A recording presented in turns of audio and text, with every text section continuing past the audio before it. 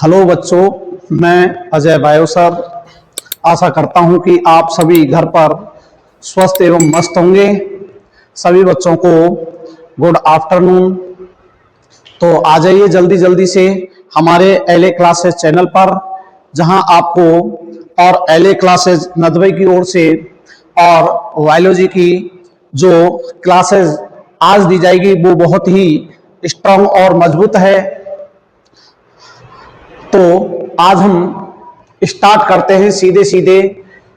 जो इससे पहले मेरी क्लास जो हुई थी उसमें थोड़ा मैंने बायोलॉजी के बारे में और इंट्रोडक्शन कराया था आपको। तो आज हम बायोलॉजी का एक बहुत धमाकेदार और टॉपिक और इस प्लेटफॉर्म के माध्यम से आप तक मैं अजय बायो सर पहुंचा रहा हूं। तो सभी बच्चे चैनल को सब्सक्राइब करें और शीघ्र ही ज्वाइन करें।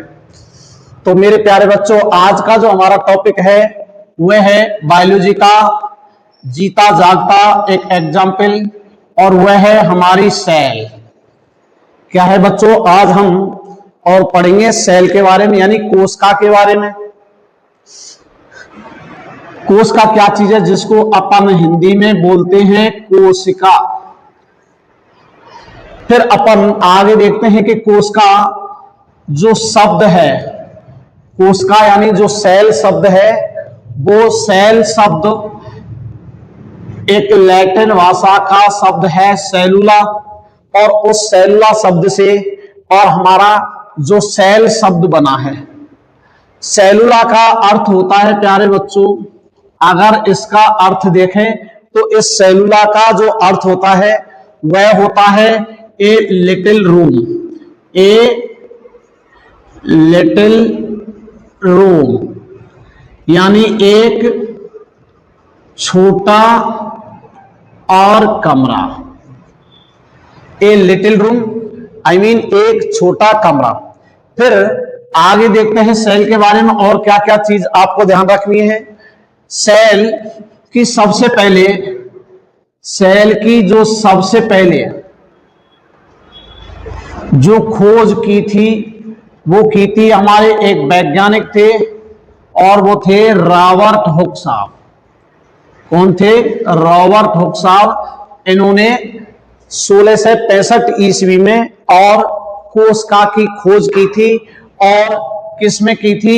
इन्होंने की थी पादप के अंदर, पादपों में और मृत कोशिका के रूप में। पादपों में मृत कोशिका के रूप में। और किसमें की थी? कॉर्क के अंदर। किसमें की थी? कॉर्क के अंदर। यानी पादपों की मृत कोशिका का सबसे पहले जो अध्ययन किया था वो किसने किया था? हमारे रॉबर्ट हुक साहब ने। अब इस पादप कोशिका का जो अध्ययन रॉबर्ट हुक साहब ने किया था, इस का वर्णन, इस पादप कोशिका का वर्णन जो रॉबर्ट हुक ने किया था वो किया था माइक्रोग्राफिया। एक उनकी पुस्तक थी और उस पुस्तक का नाम था माइक्रोग्राफिया पुस्तक। और इस माइक्रोग्राफिया पुस्तक के अंतर्गत और हमें मृत पादप कोशिका का वर्णन मिलता है, जिसका सबसे पहले अध्ययन किया था हमारे रॉबर्ट हुक साहब ने। इन्होंने सबसे पहले एक साधारण माइक्रोस्कोप स्वयं के द्वारा निर्मित किया, और उस माइक्रोस्कोप के द्वारा इन्होंने पादपों की मृत कोशिकाओं के रूप में और सबसे पहले कोशिका की खोज कर। इसीलिए रॉबर्ट हुक साहब को क्या उपाधि दे दी गई? Father of cytology. क्या दे दी गई इनको? Father of cytology. तो रॉबर्ट हुक साहब को फादर ऑफ साइटोलॉजी भी अपन कहते हैं, क्योंकि सबसे पहले और इन्होंने ही मृत पादप कोशिका के रूप में कोशिका की सबसे पहले खोज की थी। इसके बाद अपन देखते हैं, जहां भी आपको एक चीज याद रखना, जहां भी आपको साइटो शब्द पढ़ने को या सुनने को मिले तो साइटो का मतलब होता है, यानी साइटो का मतलब होता है प्यारे बच्चों कोशिका। क्या होता है? कोशिका। साइटो का मतलब होता है कोशिका, इसलिए कोशिका का अध्ययन यानी study of cell, study of cell, study of cell को अपन बोल सकते हैं साइटोलॉजी। जैसे बायोलॉजी का अध्ययन या जीव जंतुओं का अध्ययन का कहलाता है हमारा बायोलॉजी, भ्रूण का अध्ययन भ्रूण विज्ञान या एम्ब्रियोलॉजी, इसी प्रकार से कोशिका का अध्ययन क्या कहलाता है, हमारी साइटोलॉजी कहलाता है। तो इस प्रकार से रॉबर्ट हुक साहब ने सबसे पहले किसकी खोज की थी, मृत पादप कोशिका की। किसमें की थी, कॉर्क के अंदर की थी। किसके अंदर की थी, कॉर्क के अंदर। इसलिए इन्हें रॉबर्ट साहब को क्या कहा जाता है, फादर ऑफ साइटोलॉजी। साइटो का मतलब या अर्थ होता है कोशिका, इसलिए कोशिका के अध्ययन को हम क्या कहते हैं, कोशिका विज्ञान या साइटोलॉजी भी कहते हैं। अब प्रश्न उठता है कि मृत पादप कोशिका की खोज तो हमारे रॉबर्ट हुक साहब ने और कब की थी, हमारी 1665 ईस्वी में कर ली। तो फिर प्रश्न उठता है कि जीवित और जंतु कोशिका की खोज किसने की। तो याद रखना प्यारे बच्चों, जीवित, कौन सी, जीवित जंतु कोशिका, जीवित जंतु कोशिका की जो खोज की थी वो की थी हमारे एंटोन वॉन ल्यूवेनहॉक ने। एंटोन वॉन और ल्यूवेनहॉक, क्या था नाम वैज्ञानिक का, एंटोन वॉन ल्यूवेनहॉक, जो लगभग और 1674 ईस्वी में, लगभग कब की थी, 1674 ईस्वी के अंतर्गत, और एंटोन वॉन ल्यूवेनहॉक ने और जीवित जंतु कोशिका की खोज की थी। अब प्रश्न उठता है, यदि कहीं एग्जाम में आपसे ये पूछ ले कि कौन सी जीवित जंतु कोशिका थी, तो प्यारे बच्चों याद रखना वो कौन सी जीवित कोशिका थी, वो थी जीवाणु कोशिका। कौन सी थी वो, जीवाणु कोशिका यानी बैक्टीरियल सेल, जीवाणु कोशिका थी। इसके अलावा प्रोटोजोआ, इसके अलावा और क्या थी, आरबीसी, और इसके अलावा हमारे स्पर्म, स्पर्म मीन्स शुक्राणु। इनकी सबसे पहले कौन है, एंटोन वॉन ल्यूवेनहॉक ने जीवित जंतु कोशिका के रूप में और खोज की थी। तो आपसे इसी वजह से एंटोन वॉन ल्यूवेनहॉक को क्या कहा जाता है, एंटोन वॉन ल्यूवेनहॉक को क्या कहा जाता है, father of bacteriology, father of bacteriology. किसको याद रखना, फादर ऑफ बैक्टीरियोलॉजी किसे कहा जाता है, एंटोन वॉन ल्यूवेनहॉक को। क्यों, क्योंकि इन्होंने ही सबसे पहले और जीवित जंतु कोशिका की खोज किसने की थी, हमारे एंटोन वॉन ल्यूवेनहॉक साहब ने। इसलिए इनको फादर ऑफ बैक्टीरियोलॉजी भी कहते हैं। इसके बाद हमारे एक वैज्ञानिक हुए थे अरस्तु साहब, एक वैज्ञानिक हुए थे हमारे अरस्तु साहब, जो 384 टू 322 बीसी के अंतर्गत इन्होंने भी कोशिका के बारे में कुछ चर्चा की थी, और इन्होंने बताया कि जो पादप हैं, पादप व जो जंतु हैं, पादप और जो जंतु अर्थात ये जो सजीव हैं, इनकी जो संरचनात्मक क्या होती है, एक इकाई होती है। इन्होंने कोशिका के बारे में क्या कहा था अरस्तु साहब ने, कि पादप व जो जंतु होते हैं यानी जो सजीव होते हैं, उनकी क्या होती है, कुछ संरचनात्मक और क्या होती है, इकाई होती है। क्या होती है, इकाई होती है। और इस इकाई का नाम दिया था इन्होंने रिक्त स्थान। रिक्त स्थान क्या दिया था, रिक्त स्थान, क्योंकि इन्होंने इसको सेल भी कहा था, और सेल का लैटिन भाषा में जो शाब्दिक अर्थ होता है वो होता है रिक्त स्थान। क्या होता है वो, रिक्त स्थान। तो इस तरह से अरस्तु साहब ने भी ये बात बताई थी कि पादप और जो जंतु होते हैं, जो सजीव होते हैं, जो लिविंग ऑर्गेनिज्म होते हैं, उनमें क्या होती है, कुछ संरचनात्मक इकाई होती है, और उस इकाई को क्या नाम दिया, सेल, और सेल का मीनिंग होता है हमारा रिक्त स्थान। तो ये थी। तो इस तरह से कोशिका के बारे में क्या चर्चा करनी है अपन को, कोशिका शब्द किससे लिया है, सेलुला शब्द से। सेलुला का अर्थ क्या होता है, ए लिटिल रूम यानी एक छोटा कमरा। क्या होता है, एक छोटा कमरा। उसके बाद सबसे पहले कोशिका की खोज किसने की थी, तो सबसे पहले रॉबर्ट हुक साहब ने। और कोशिका की खोज की थी, कब की थी, 1665 ईस्वी में।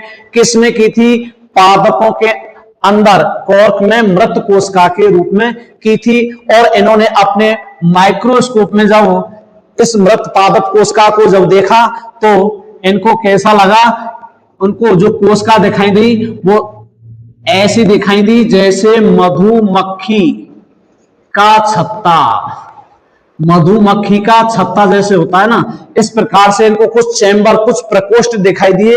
और उन छोटे प्रकोष्ठ या चैम्बर को इन्होंने नाम दिया क्या, ए लिटिल रूम, जिसका वर्णन कहां मिलता है हमको, माइक्रोग्राफिया पुस्तक में, जो किसके द्वारा लिखी गई थी, रॉबर्ट हुक के द्वारा। इसी वजह से रॉबर्ट हुक साहब को क्या कहते हैं, फादर ऑफ साइटोलॉजी।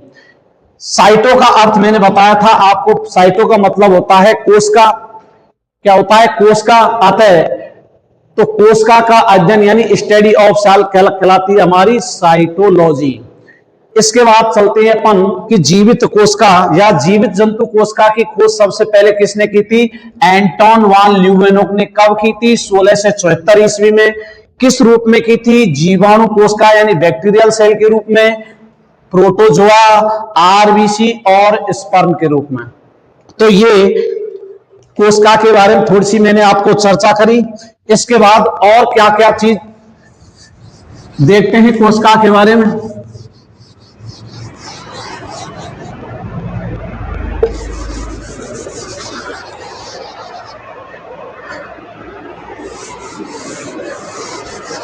अब तो इस तरह से आप देखेंगे कोशिका, कोशिका को अंग्रेजी में कहते हैं सेल।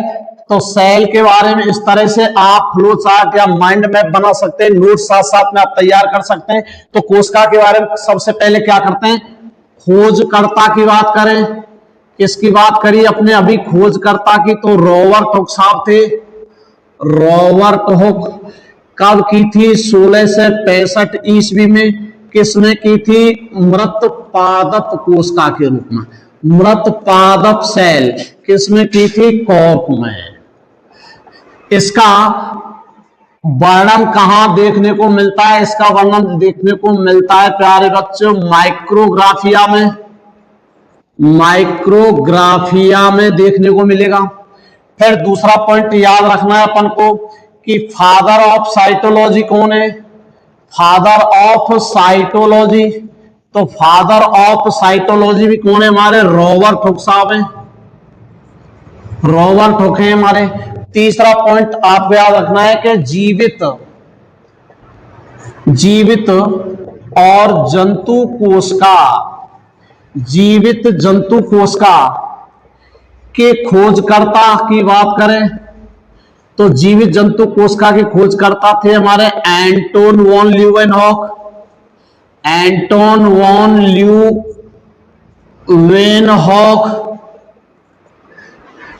फिर चौथी पॉइंट याद रखना है किस रूप में, तो इसके एग्जाम्पल भी आपको याद रखने हैं, जैसे बैक्टीरियल या जीवाणु कोशिका हो जाएगी आपकी। अगर आपको ये नहीं दे, आपको दे दे स्पर्म यानी शुक्राणु, ये भी इसी ने खोजा था। यदि ये भी आपको नहीं मिले ऑप्शन में, जीवाणु कोशिका नहीं मिले, स्पर्म नहीं मिले, आरबीसी के बारे में पूछे तो आरबीसी या प्रोटोजोआ, तो इस तरह से ये जीवित जंतु कोशिका के खोज करता। फिर एंटोन वॉन ल्यूवेनहॉक कौन कहलाए, फिर हमारे father of bacteriology. Father of bacteriology कौन है हमारे भाई, यही है ल्यूवेनहॉक साहब, ल्यूवेनहॉक साहब कौन है हमारे, फादर ऑफ बैक्टीरियोलॉजी कौन है हमारे, ल्यूवेनहॉक साहब। नेक्स्ट चर्चा की थी हमने किसके बारे में, कि जो साइटोलॉजी का है, जो साइटोलॉजी वो क्या होगी भाई, तो साइटोलॉजी मैंने बताई आपको कोशिका का अध्ययन, क्या होगी हमारी, कोशिका का अध्ययन, कोशिका का अध्ययन का कहलावेगा हमारा साइटोलॉजी कहलावेगी। फिर पांचवा पॉइंट, छठवां पॉइंट याद रखेंगे आप, और वो परिभाषा देखेंगे। और परिभाषा देखेंगे वो क्या है कि जो जितने भी दुनिया में जीव या सजीव हैं, जितने भी दुनिया में जीव या सजीव हैं, तो उनकी कौन संरचनात्मक एवं क्रियात्मक इकाई, क्रियात्मक इकाई कौन है? हमारी कोशिका है, यानी structure and functional unit of that is called cell. तो संरचनात्मक एवं क्रियात्मक इकाई को क्या बोलते हैं? अपन कोशिका बोलेंगे।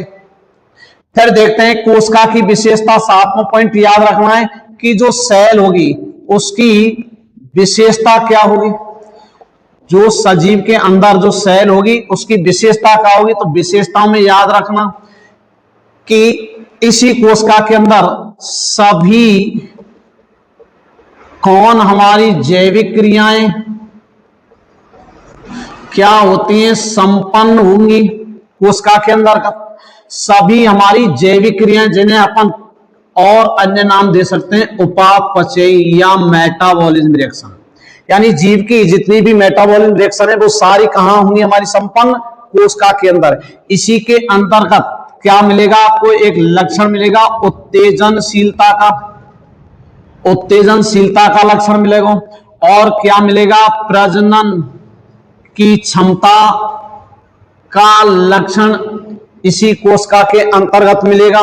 संवेदनशीलता, क्या संवेदनशीलता का लक्षण भी इसी कोशिका के अंतर्गत आपको और मिलेगा।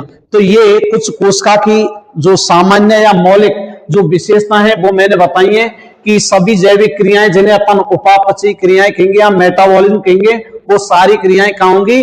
कोशिका के अंतर्गत होंगी। उत्तेजनशीलता का लक्षण मिलेगा। प्रजनन करने की क्षमता का लक्षण किसमें मिलेगा? हमारी कोशिका के अंदर मिलेगा।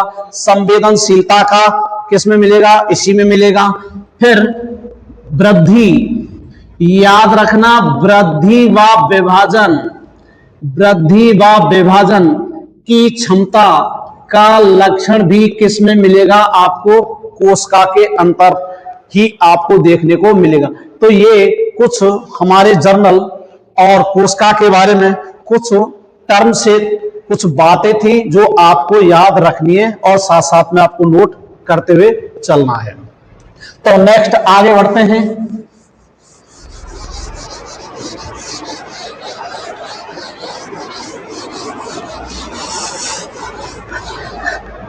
अब कुछ कोशिका के बारे में ऐसी चीज बता रहा हूं आपको जो आपके एलडीसी है, राजस्थान पुलिस है, और या छोटे मोटे जो भी कंपटीशन है उनमें और अक्सर पूछ लेते हैं। और वो क्या पूछ लेते हैं? वो कि आपको याद रखनी है सबसे छोटी कोशिका का उदाहरण, सबसे छोटी कोशिका, सबसे छोटी कोशिका का उदाहरण याद रखना है आपको। कौन है वो? माइकोप्लाज्मा। कौन है? माइकोप्लाज्मा। सबसे छोटी कोशिका का एग्जाम्पल याद रखना है आपको, क्या है? वो है माइकोप्लाज्मा। नेक्स्ट याद रखना है, जब सबसे छोटी हमारी माइकोप्लाज्मा होगी तो सबसे बड़ी कोशिका कौन सी होगी? तो भाई सबसे बड़ी कोशिका कौन सी होगी? तो सबसे बड़ी कोशिका कौन सी होगी? देखते हैं आपके कमेंट्स। तो सबसे बड़ी कोशिका होगी, वो सबसे बड़ी कोशिका होगी आपकी शुतुरमुर्ग का अंडा, शुतुर और मुर्ग का अंडा। लगभग आपने तरबूज देखा होगा, तो तरबूज के आकार की और क्या होती है? हमारी शुतुरमुर्ग का अंडा, जो सबसे बड़ी और कोशिका का एग्जाम्पल है। फिर देखते हैं अपन, अगर हम मानव के अंदर बात करें कोशिका की, इसके अंदर मानव में बात करें, तो आप बताओ कमेंट्स करके कि मानव के अंदर सबसे छोटी कोशिका और सबसे बड़ी कोशिका का एग्जाम्पल देखते हैं कौन कौन, और बच्चे तुरंत जवाब देते हैं। तो मानव में अपन देखते हैं सबसे छोटी कोशिका, सबसे बड़ी कोशिका, सबसे बड़ी कोशिका, सबसे लंबी कोशिका, सबसे लंबी कोशिका। तो सबसे छोटी कोशिका का एग्जाम्पल मानव में याद रखना है शुक्राणु। कौन होती है? शुक्राणु, जिसे स्पर्म बोलेंगे। और ये किसमें मिलता है? मेल के अंदर। किसमें? मेल में, यानी पुरुषों में। तो पुरुषों का जो शुक्राणु है वो मानव के अंतर्गत सबसे छोटी कोशिका का एग्जाम्पल है। सबसे बड़ी कोशिका का एग्जाम्पल अंडाणु। क्या है? अंडाणु, जिसे अपन कहते हैं ओवम। और ओवम मिलेगा फीमेल में। किसमें मिलेगा प्यारे बच्चों? फीमेल के अंतर्गत। और सबसे बड़ी कोशिका का एग्जाम्पल क्या याद रखना है आपको? अंडाणु यानी ओवम।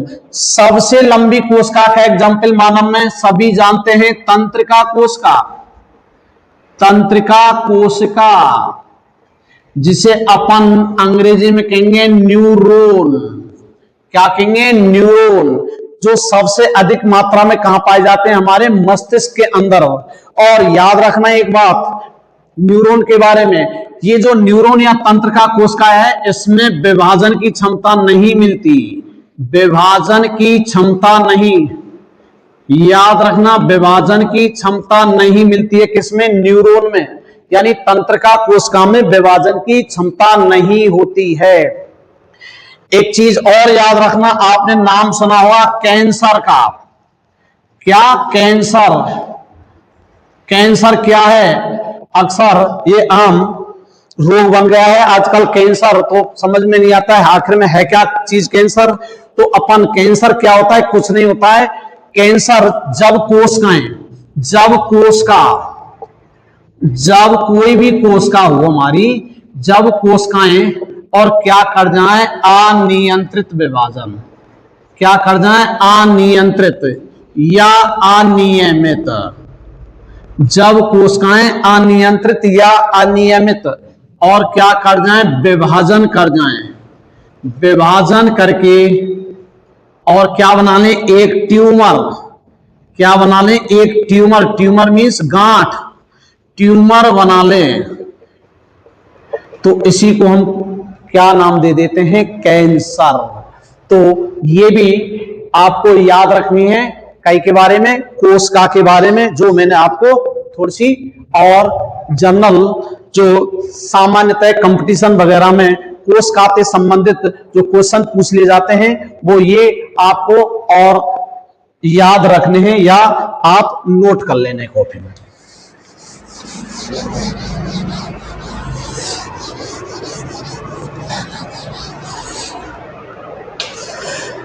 नेक्स्ट टॉपिक लेके चलते हैं कोशिका से संबंधित। कोशिका सिद्धांत, सेल थ्योरी। कोशिका सिद्धांत, जिसे अपन बोलेंगे सेल थ्योरी। तो याद रखना कोशिका सिद्धांत। जब कोशिका की खोज हो चुकी, मृत कोशिका के बारे में जानकारी हो चुकी, जीवित कोशिका के बारे में हमें जानकारी हो चुकी, तो उसके बाद आता है फिर अगला टॉपिक हमारा किसका? कोशिका सिद्धांत। तो सबसे पहले आपको याद रखने कोशिका सिद्धांत देने वाले कौन थे? तो गिब्बन वाई। गिब्बन वाई कौन थे? दो वैज्ञानिक थे। दो वैज्ञानिक थे और वो कौन थे? हमारे स्लाइडेन और दूसरे वैज्ञानिक थे स्वान। अलग अलग देशों के थे। और स्लाइडेन और स्वान, स्वान जंतु वैज्ञानिक था यानी जूलॉजिस्ट था, और स्लाइडेन कौन था? हमारे बोटोनोलॉजिस्ट था। तो स्लाइडेन और स्वान ने क्या दिया था? हमारा कोशिका सिद्धांत दिया था। क्या दिया था? हमारा कोशिका सिद्धांत और दिया था स्लाइडेन और स्वान ने। और क्या बात बताई थी इन्होंने? इन्होंने अपने सिद्धांत के अंतर्गत ये बात बताई थी कि प्रत्येक जीव या प्रत्येक सजीव की जो मूलभूत और संरचनात्मक जो इकाई होती है वो क्या होती है? हमारी कोशिका होती है। क्या होती है? वो हमारी कोशिका होती है। फिर दूसरी बात बताई थी कि जो कोशिका होती है वो आनुवांशिकी की इकाई होती है। क्या होती है? वो आनुवांशिकी की इकाई होती है। तो ये स्लाइडेन और स्वान ने और क्या सिद्धांत दिया था? हमारा कोशिका सिद्धांत यानी सेल थ्योरी। और इन्होंने प्रतिपादित की थी। किसने? याद रखना, स्लाइडेन और स्वान। तो स्लाइडेन और स्वान दो ऐसे वैज्ञानिक थे जिन्होंने सबसे पहले कोशिका सिद्धांत की बात की थी। और क्या बात की थी? अगर आप कक्षा 11th के विद्यार्थी हो, एनसीईआरटी खोल के बैठे हो, तो पहले ही पेज पर, और जैसे ही पहले पेज को आप पलटोगे तो दूसरे पेज पर, और लगभग पहले ग्राफ से 8-10 लाइन छोड़ करके स्लाइडेन और स्वान की चर्चा कर रखी है, जिसमें कोश का सिद्धांत की और बात कर रखी है। जिसमें इन्होंने क्या बताई थी? इन्होंने यह बात बताई थी, स्वान है तो कौन थे ये हमारे जूलॉजिस्ट थे, कौन? स्वान। लेकिन इन्होंने किसके बारे में बताया था? इन्होंने बताया था कि जो जंतु कोश का है उसके बाहर एक परत यानी एक मेम्ब्रेन मिलती है, जिसे सेल मेम्ब्रेन कहते हैं, और पादप कोश का जो होगी, तो याद रखना, इन्होंने जो पादप कोशिका है, इन्होंने बताई थी कि पादप कोशिका के बाहर यानी सबसे बाहर क्या मिलती है? सेल वॉल मिलती है। तो याद रखना, जूलॉजिस्ट थे यानी प्राणी विज्ञान के ये वैज्ञानिक थे, लेकिन उन्होंने पादप कोशिका में सबसे बाहर किसके बारे में चर्चा की थी? सेल वॉल के बारे में चर्चा की थी। किसके बारे में? सेल वॉल के बारे में चर्चा। जबकि स्लाइडेन कौन थे? हमारे वानस्पतिक वैज्ञानिक थे। कौन थे? वानस्पतिक वैज्ञानिक थे, है ना। और याद रखना, स्वान ने पादप कोशिका के सबसे बाहर सेल वॉल के बारे में और चर्चा की थी। इसके बाद आए थे हमारे वैज्ञानिक रूडोल्फ विर्चो। कौन थे हमारे? Rudolph Virchow.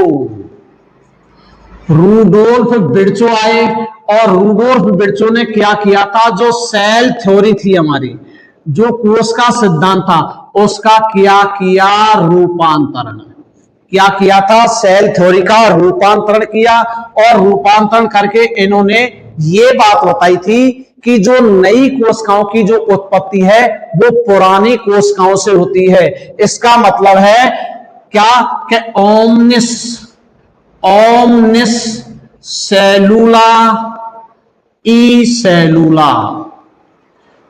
ओमनिस सेलुला ई सेलुला का मतलब होता है कि जो नई कोशिकाओं की उत्पत्ति यानी new cell arised from pre existing, यानी नई कोशिकाओं की उत्पत्ति, नई कोशिकाओं की उत्पत्ति जो होती है वो किससे होती है?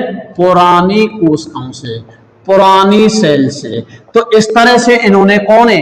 रूडोल्फ विर्चो ने कोश का सिद्धांत का रूपांतरण किया, और रूपांतरण के द्वारा इन्होंने बताई कि जो नई कोशिकाओं की उत्पत्ति है वो किससे होती है? हमारी पुरानी कोशिकाओं से होती है।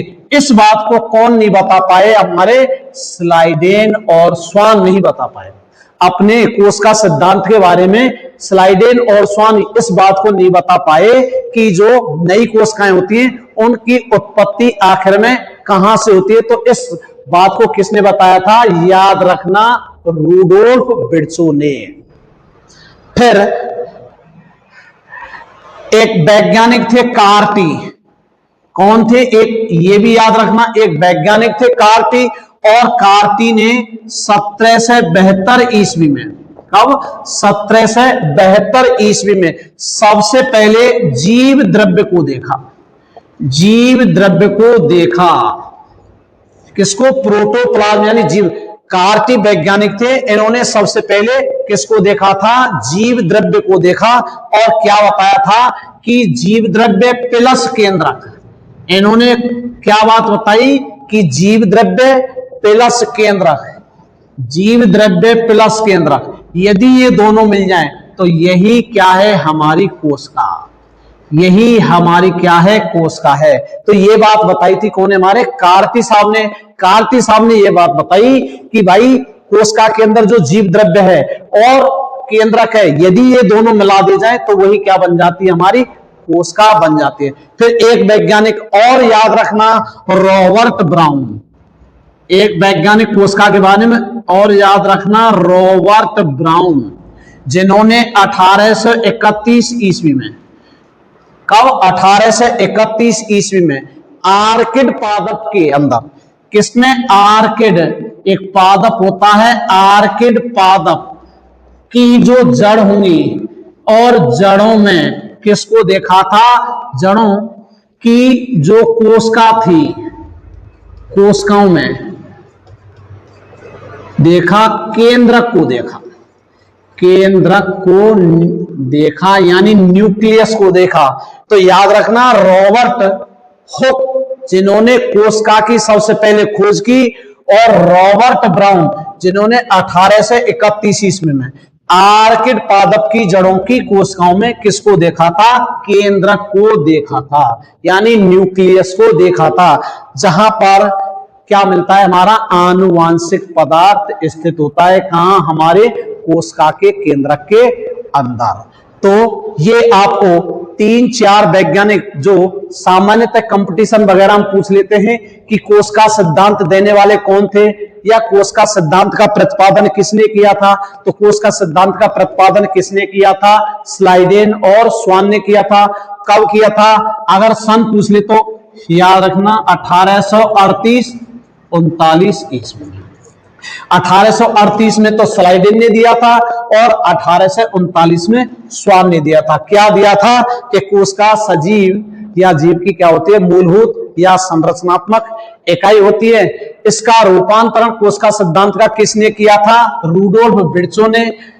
क्या कहा था? ओमनिस सेलुला ई सेलुला, यानी नई कोशिकाओं की उत्पत्ति पुरानी कोशिकाओं से होती है। फिर एक नाम याद रखना वैज्ञानिक कार्टी साहब का, जिन्होंने 1772 ईस्वी में जीव द्रव्य को देखा। जीव द्रव्य को कहां देखा? कोशिका के अंदर। इन्होंने ये बात बताई थी कि जीव द्रव्य प्लस केंद्रक, अगर दोनों को सम्मिलित रूप से क्या नाम दे दिया गया? कोशिका। फिर रॉबर्ट ब्राउन साहब जिन्होंने 1831 ईस्वी में आर्किड पादप के अंतर्गत या आर्किड पादप की जड़ों की कोशिकाओं में किसकी खोज की थी? हमारी केंद्रक की खोज की थी। एक वैज्ञानिक और याद रख लेना, और वो था हमारे कौन? फोंटोना। फोंटोना, फोंटोना। इन्होंने किसकी खोज की थी? केंद्रक के अंदर एक सूक्ष्म बिंदी रूपी संरचना, केंद्रक के अंदर किसकी? केंद्रका की। केंद्रका की खोज किसने? फोंटोना ने। तो फोंटोना ने किसकी खोज की थी? केंद्रका की खोज की थी। जबकि रॉबर्ट ब्राउन ने किसकी खोज की थी? केंद्रक की। कोशिका की खोज कौन करी? हमारे रॉबर्ट हुक साहब ने। जीवित जंतु कोशिका की खोज किसने की थी? हमारे एंटोन वान ल्यूवेनहॉक साहब ने। जीव द्रव्य प्लस केंद्रक को सम्मिलित रूप से कोशिका किसने कहा? कार्टी साहब ने कहा। जीव द्रव्य प्रोटोप्लाज्म नाम किसने दिया था? हमारे वैज्ञानिक थे पुरकिंजे साहब, उन्होंने जीव द्रव्य नाम दिया था। तो इस तरह से ये हमने आज थोड़ी सी कोशिका के बारे में आपको एक इंट्रोडक्शन के तौर पर और एलए क्लास की तरफ से आपको इस प्लेटफॉर्म के माध्यम से दिया। आशा करते हैं कि सभी बच्चों को आज की क्लास पसंद आई होगी, ऐसी हम उम्मीद करते हैं। धन्यवाद।